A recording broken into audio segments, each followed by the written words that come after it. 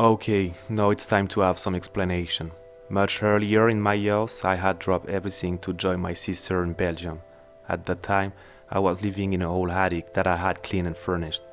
At that moment, I started dreaming of having a place that could be mine, a place where I could destroy, build, create, and renovate.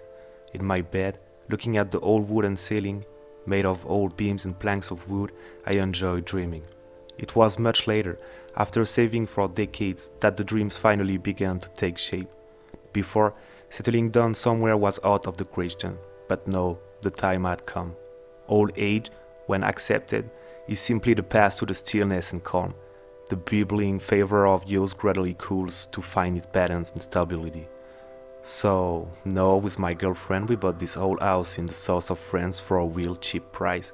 The place was abandoned for more than 10 years.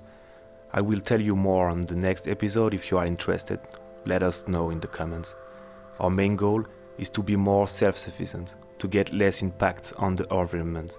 On the other hand, we want to spend the minimum amount of money to work the minimum amount of time. So, to do so, because we want to live off the grid, we will start the renovation process with no electricity connection and no water connection. We have only a 500 watt battery and a 50 watt panel.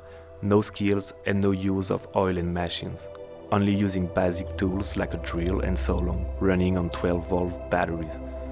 By the way, this episode represents 2 weeks of work. If you have any question about the house or anything else, feel free to ask.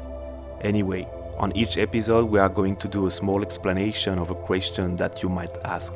So each video gonna concern a special topic or a question.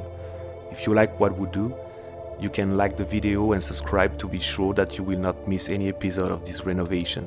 Next time we will continue the renovation of the last floor, so more plastering and more work to do.